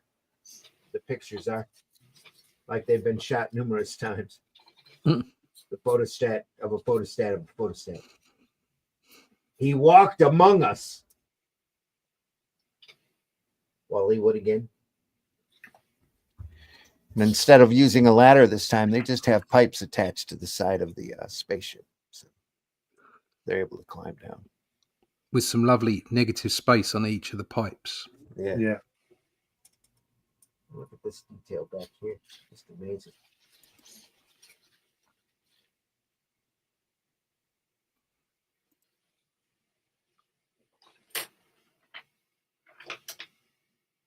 Yeah, I see. Wally Wood's clever people had glasses on.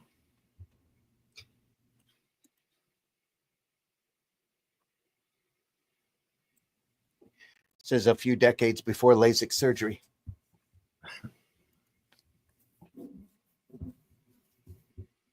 I've noticed that Wally Wood always draws what I would call or describe as exotic vegetation, doesn't he? Yeah. There's always a lot going on. And there's always eyes in it. Have you noticed that? There's always eyes. It's like Hogarth's Tarzan and all the naughty vines that he would draw. Yeah. Yeah. That's probably where his influence, isn't it?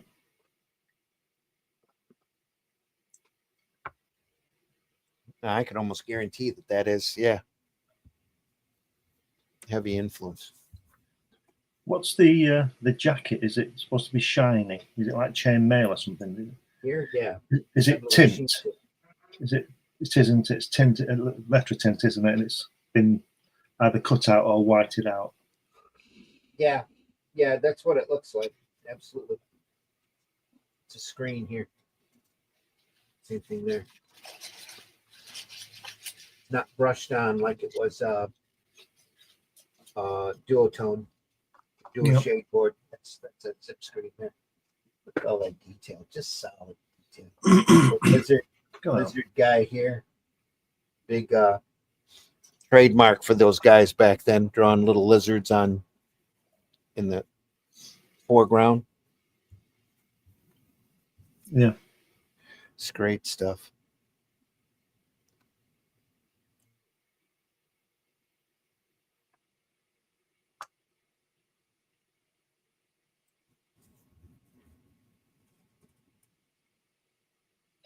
Fantastic brickwork here, just knocked out the background.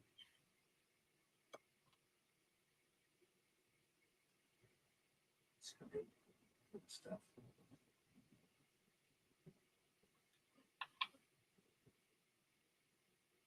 She's burning up a fever, poor thing. Primitive people probably don't know much about medicine. Give them a shot of antibacillum.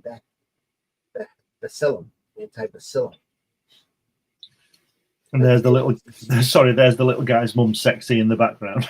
Yeah. Sorry.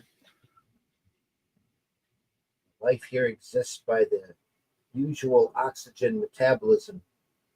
So this ought to fix him up in a matter of minutes.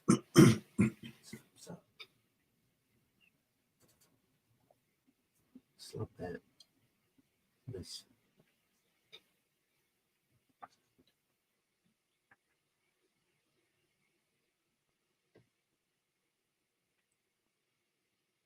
Just jammed with detail here.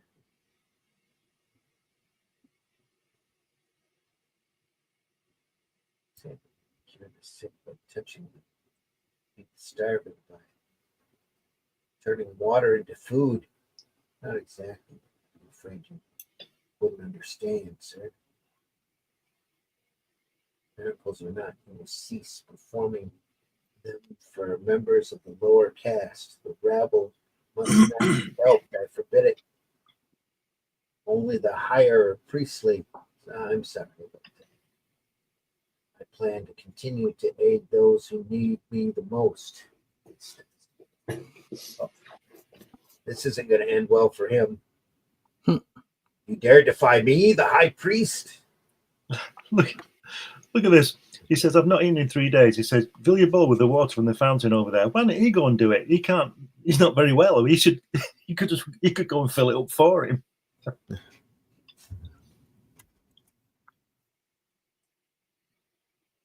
So seize him. What the?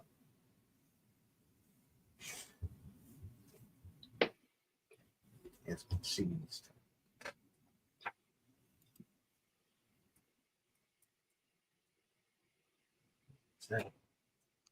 Almost simultaneously, hundreds of light years distant, the galactic exploration rocket ship that had brought Jerome's craft to the alien planet was destroyed when a wandering asteroid crashed into it. All records were lost. No ship returned for craft when the 4 years were up. In fact, it wasn't until 1903, almost 2,000 years later, that man once again traversed the far-flung galaxy and came to this particular planet.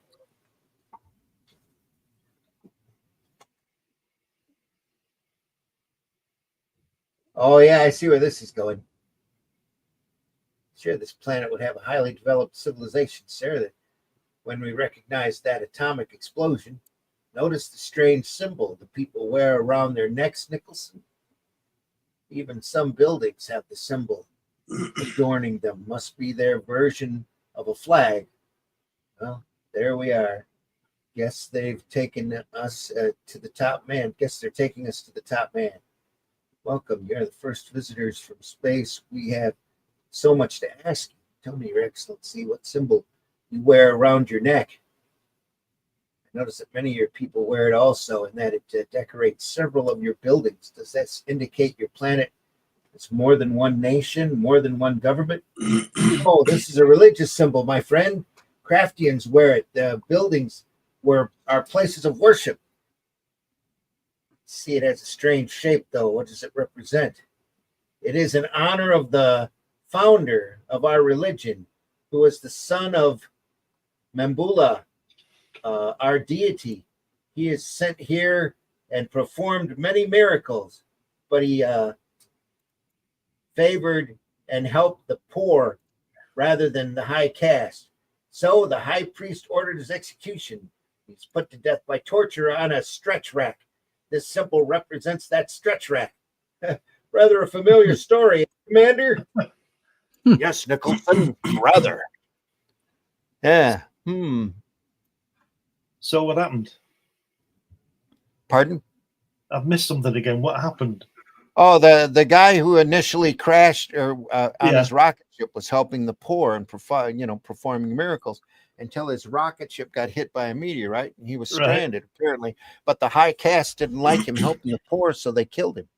So it's Jesus on the Christ. stretch rack. They turned him into a martyr. That got it. Turned into the religious leader. 2,000 years later when they finally get back to the planet. Yeah. And then the next story is called Say Your Prayers. There you go.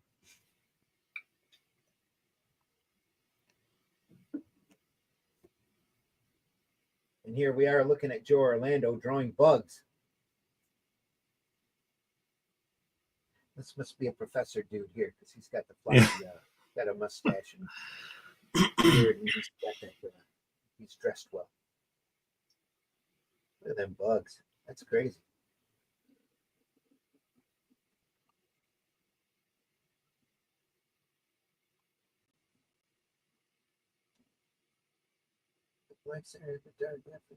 Civilization, the planet is inhabited by intelligent creatures. Holy crap. Must have evolved up from insects instead of better than here then. Yeah. That little bit of zip tone work right there. Same here. At least they're not using a ladder to get off the ship. Kind of a walking platform, staircase. They could have just jumped off. Have you seen their legs? Probably could have, yeah.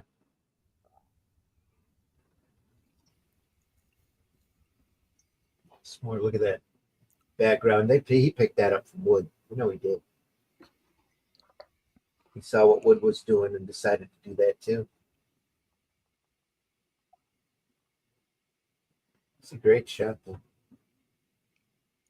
It's different depths of field here. You see the silhouettes of the trees here to break everything up. Just incredibly well done. Nice.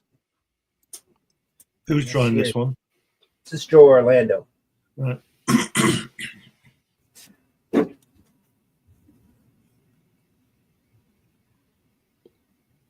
Great stuff.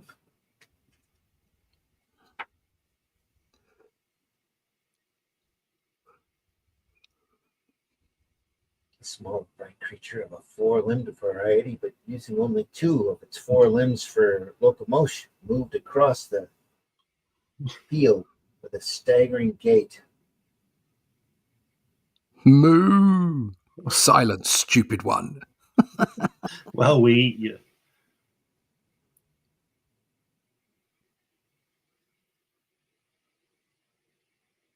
Glad I'm not hungry now. One, I don't think I could devour it. It's kicking around. It's angry, strange. It should be frightened by us. A peculiar thing happens. From beneath the creature's outer multicolored shell, it withdrew a white, elongated object. It throws it at us. Perhaps it wants us to examine it. Let's see what we did there.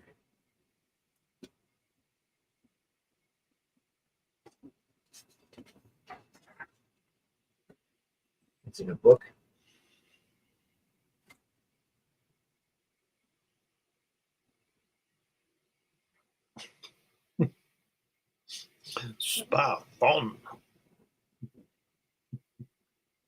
Yeah, Spa Fawn. Good Lord. Yeah. That was a after EC folded back when the code kicked in. There were a few fanzines about the EC stuff that was kicked out for a while that featured artwork from the creators from EC, and one of those fanzines was called Spa Fawn. Right. Okay. This must be the story where they pulled it from. So that magazine was called Good Lord. Yeah.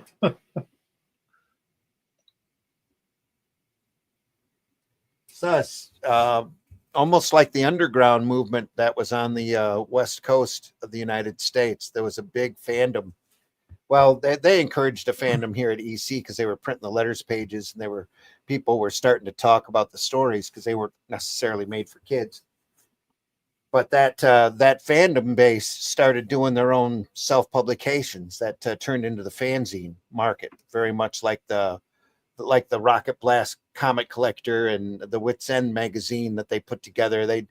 They'd publish it themselves and try to get it out there and distributed in different places. So was it the first underground magazine then?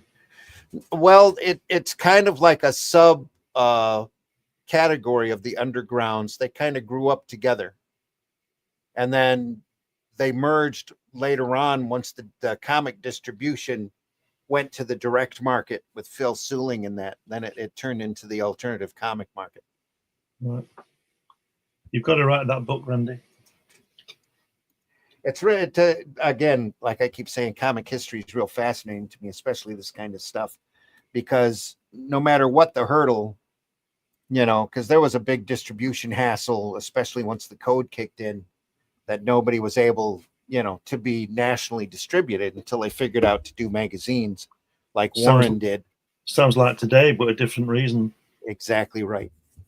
Yep. Just another hurdle for people to figure out their way around. Or instead of doing this by the mail or having a subscription by the mail, now it's crowdfunded. You used to have to send money in order to get 6 or whatever issues, and then hope that whoever was doing that fanzine actually printed them and mailed them out to you. It's very much like crowdfunding today.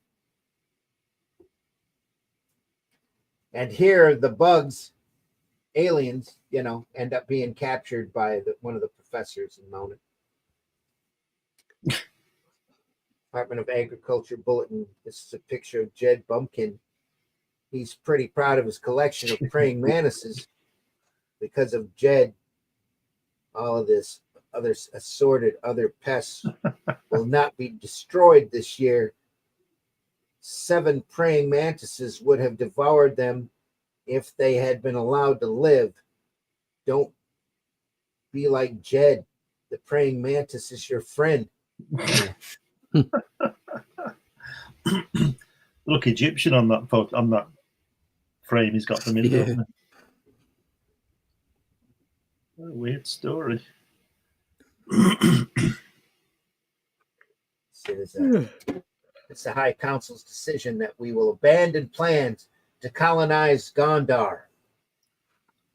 Such an attempt would be folly in the face of this evidence. Let us hope that the Shanarians never invade us, my friends. Oh, what a catastrophe that would be.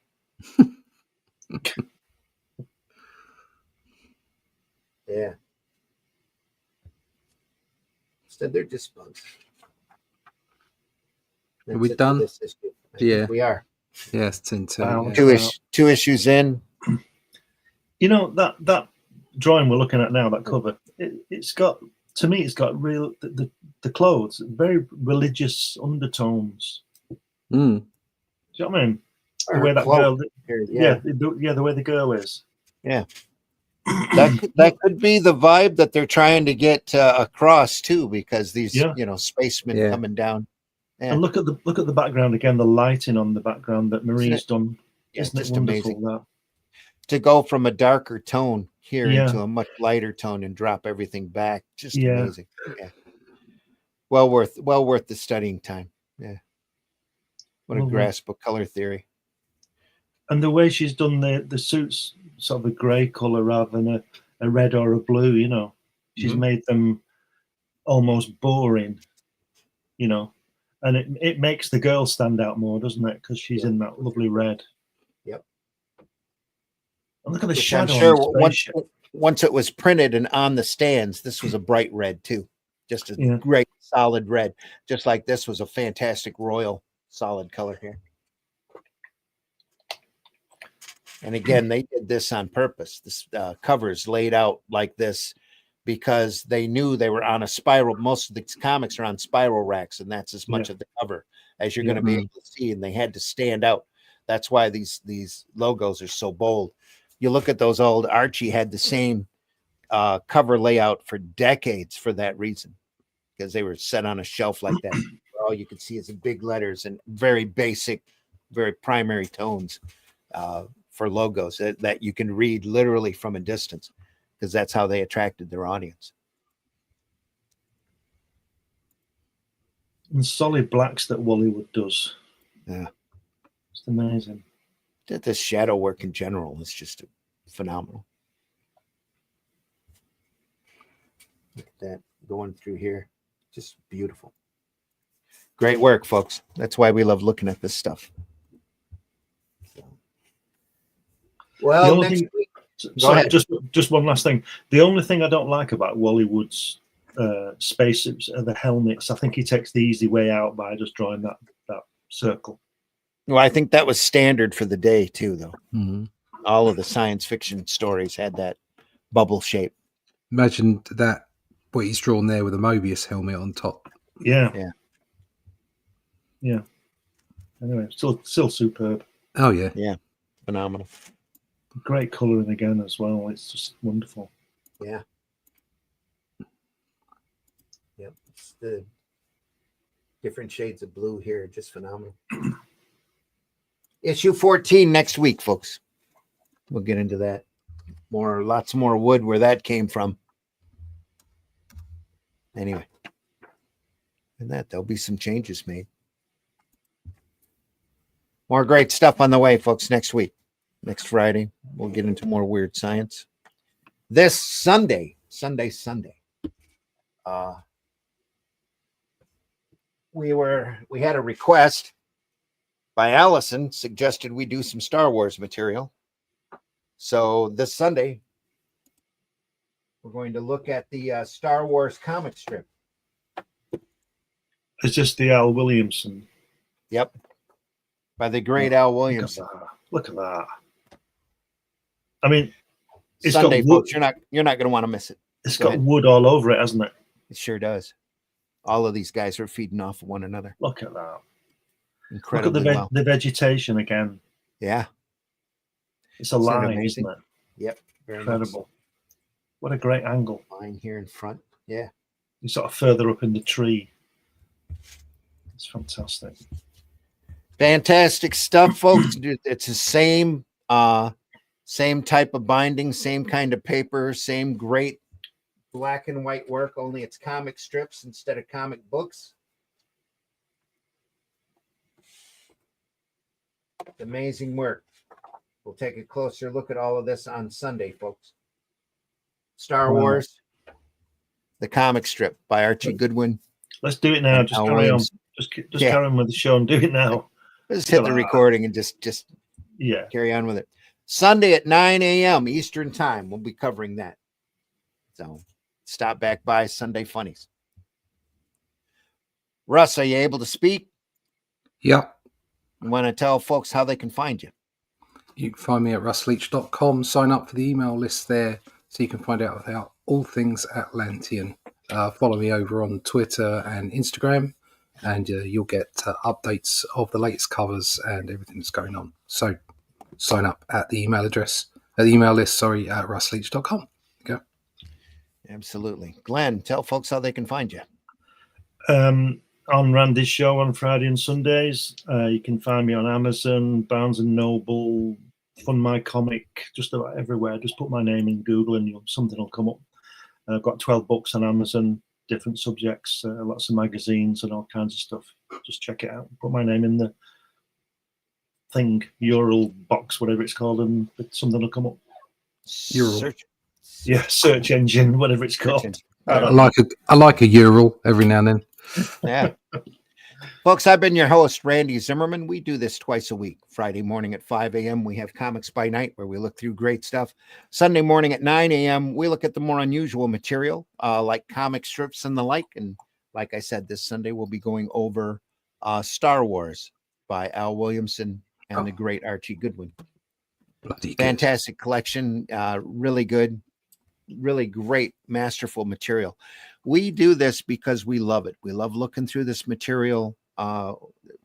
Where this is our passion, our inspiration, and our life's blood. Here, looking at this stuff by those that have gone before us in admiration and teaching as well. What better way to learn from a master than to study their work? So, and we hope that you've enjoyed it and been entertained by it. If you have, tell your friends, spread the word, hit that like button. If you can, subscribe to whatever platform you're watching us on. We are no longer archived over at Facebook. Thanks, Fantastic Beasts Facebook. They delete everything after a couple of months. But we are archived on YouTube over at the Comic Book Black Belt YouTube channel, the Randy Zim, Z-I-M-M YouTube channel, and the Indie Comics Network YouTube channel. And the Indie Comics Network has all of it archived over there from once when we started the shows. And we've been doing this for a couple of years now, and we've covered a wide variety of just phenomenal sequential art. And if you enjoyed this show, you will enjoy all of the archived programs as well. And that's where we know the majority of our viewerships after the fact, especially here in the States. Nobody wants to get up at 5 a.m. or has the time at 5 a.m. to sit and look at this great stuff. Unless they're that crazy about it. But Levi is always welcome on this show. Sometimes he's up this early and sometimes he's not. But I know Weird Science especially is near and dear to his heart, and he's always welcome on.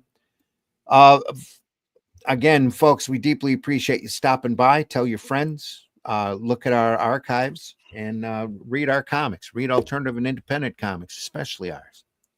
Get a chance to get to your retailer, your local comic shop, please do that as well. They're having a hard time keeping their lights on. And even getting new issues anymore, thanks to all of the distributor hassles that are currently happening.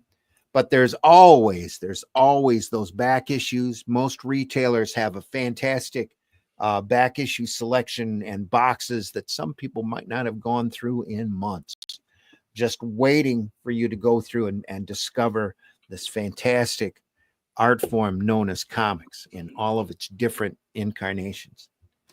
So please visit your local retailer. I just found out there's a huge shop that's opened over on the west side of the state. That's like the second largest comic shop in the country. Mile High is number one. They're out in Denver, Colorado, and they've got 100,000 square feet store. I think it is. This guy's 67 square feet, 67,000. Square feet store.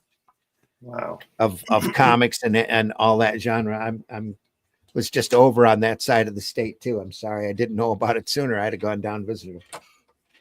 But anyway, go visit your local retailer. Go find those old comics. There's great gold waiting to be found. Go visit Amazon.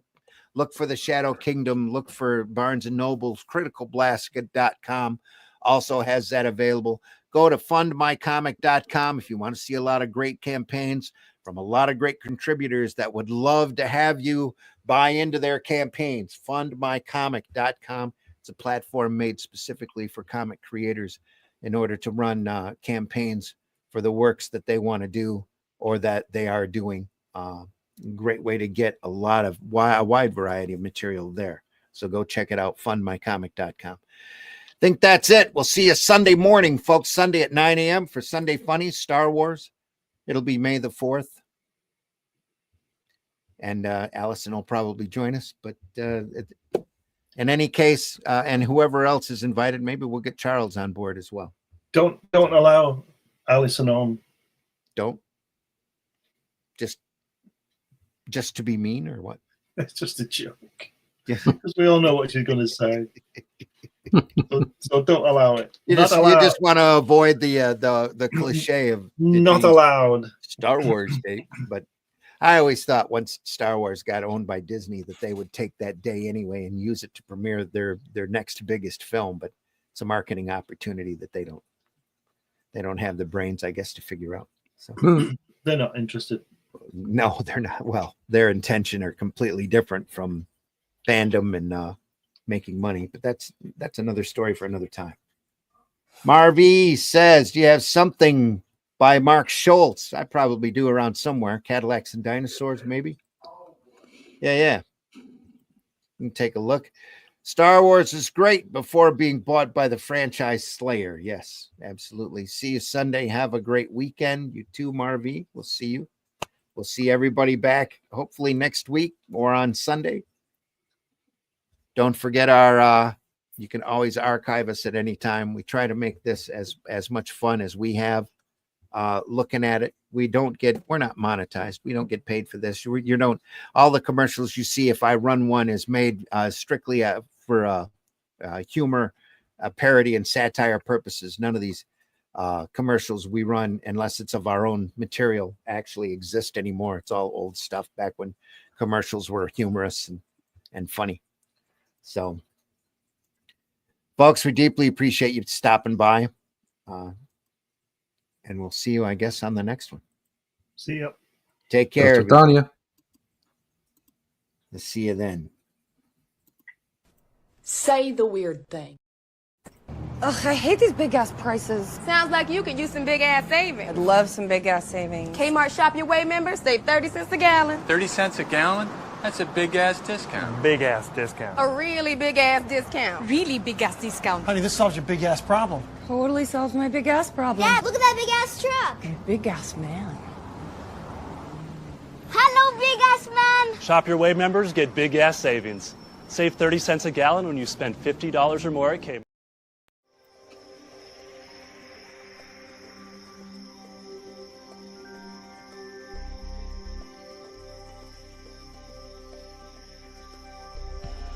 What was that? This is not a charade. We need total concentration. Now, once again, this time, with you.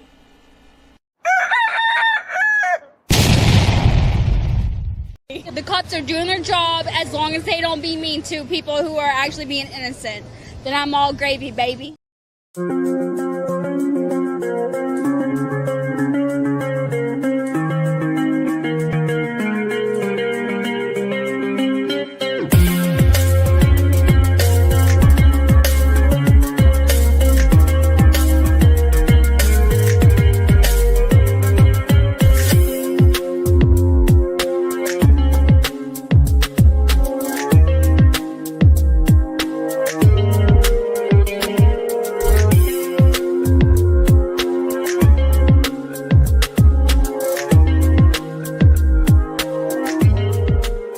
Taste the biscuit, taste the goodness of the biscuit.